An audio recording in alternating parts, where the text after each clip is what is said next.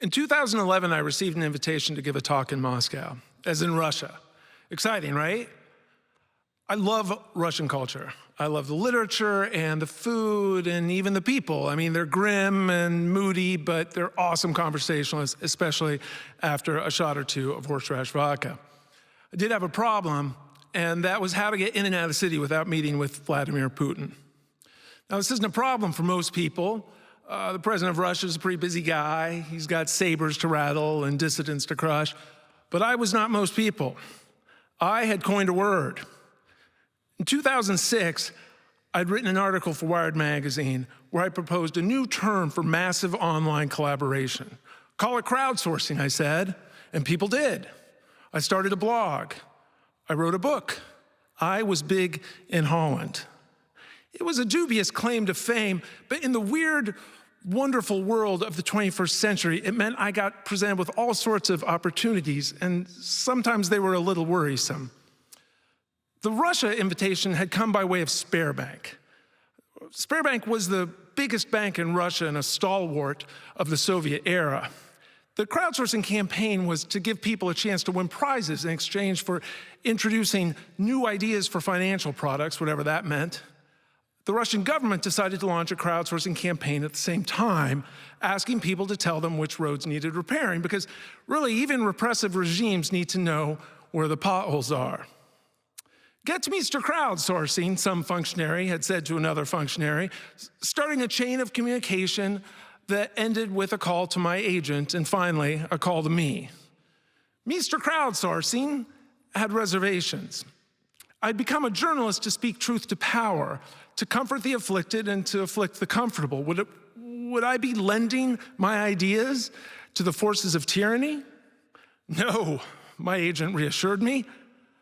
I had a message to deliver, and the Russian people deserve to hear it. I wouldn't just be cutting a check from a morally compromised government. I would be delivering a message to an oppressed people.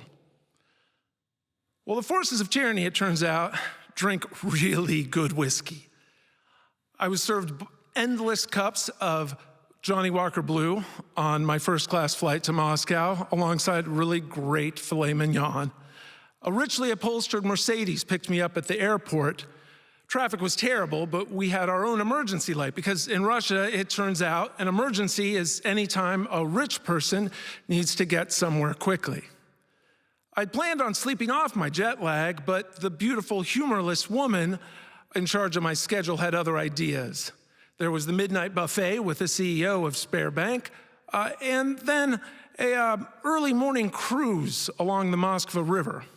By the time we finally got to the venue in the afternoon, I was underslept, overcaffeinated, and delirious from jet lag and stage fright.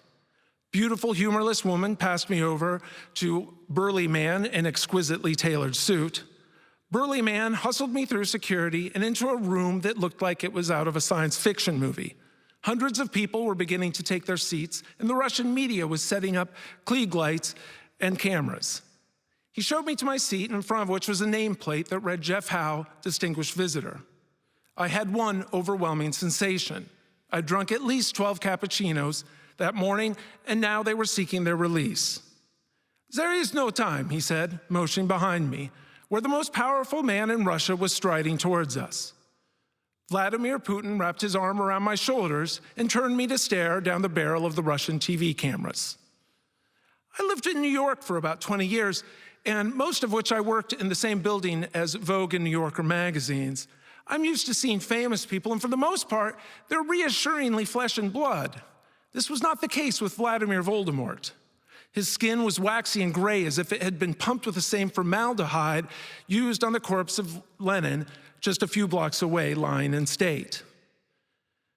Vladimir gave me his hand, and it was limp, and he made a sort of glazed eye contact with my left lapel. It was all unsettling. We took our seats, and someone handed me an earpiece for the simultaneous translation. People were clapping, and I realized that I was being introduced. Thank you, I said. It's an honor to be here. And as I started to speak, my vision went dim, first around the edges, until it crept into the center, and I could see nothing at all. I kept speaking, though, and eventually my vision returned and my urethra held. I spoke with power and conviction. There is power in crowdsourcing. People, even the most humble, are empowered. A free marketplace of ideas, good triumphs over bad, right triumphs over might. And by the time I finished, I was, I believe, panting. There was some polite applause, and I heard a voice to the left of me.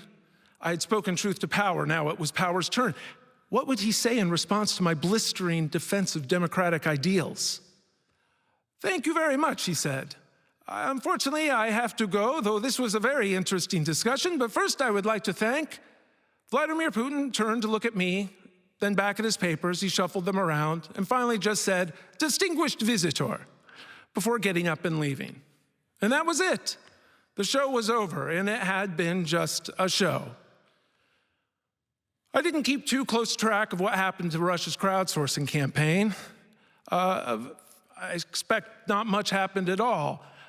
In subsequent years, Russia would go on to invade the Crimea, and I did get invited back to Moscow, though. There was no free Johnny Walker Blue. My host was the municipal government of Moscow itself, and instead of Vladimir Putin, I spent the time hanging out with kind of low-level bureaucrats.